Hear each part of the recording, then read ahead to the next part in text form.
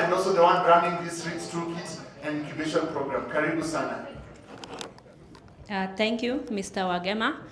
And I stand on the already observed protocols. Good afternoon.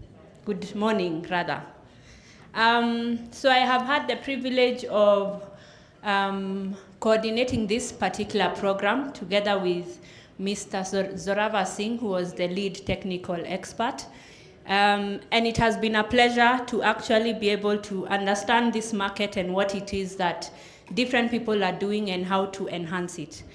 So even as I continue with the presentation, I will be talking mostly about the tools and the resources that are available.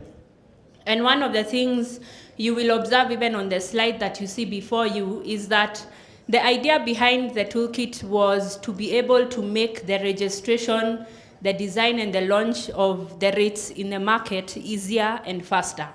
And one of the things that we had to do is break down the different things that were required, even when it came to the REIT registration process. So these are some of the documents that we were looking at or looking to develop. So there was the business planning documents, there's the marketing and fundraising, there's the legal agreements and the regulatory reporting. Based off of this, we were able to create working groups. These working groups were made up of transaction advisors, they were made up of legal advisors, they were made up of regulators, they were made up of fund managers, and that's why we had the different people. For example, Cynthia Mbaru, we had Justus, we had Peter Wayaki, we had Iwat speaking, because they represented the different working groups that we had to enable us develop this. However, you'll find that even as we developed this particular document, there was also an intermingling that would take place between the different experts. As a result of that, we were able to create what we call the mapping of the REIT regulation to the documents. This is one of the documents, so this is simply like an Excel that outlines every single document that is required, whether it is that you're doing a REIT manager application, whether you're doing the REIT scheme application, whether you're doing the REIT trustee application. We were able to map it and include an index, so an appendix, so that for the person, or when you register your REIT and take it to CMA, as long as you are able to follow through the different mappings, then you're able to at least understand what it is that you require.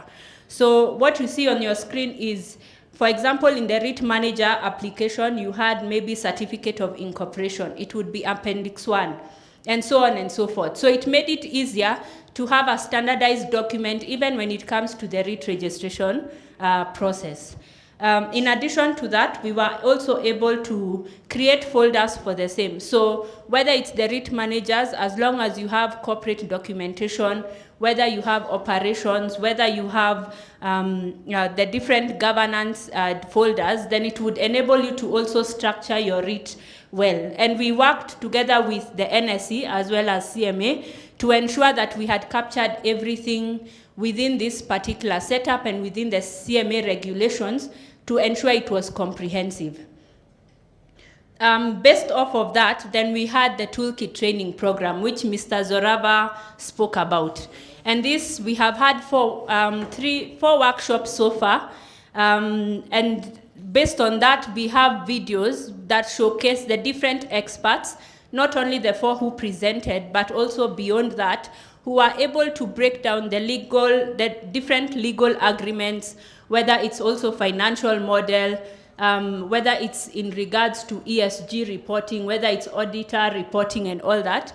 We were able to have them present and break down the documents, so that it was also part of our goal to increase awareness within the market.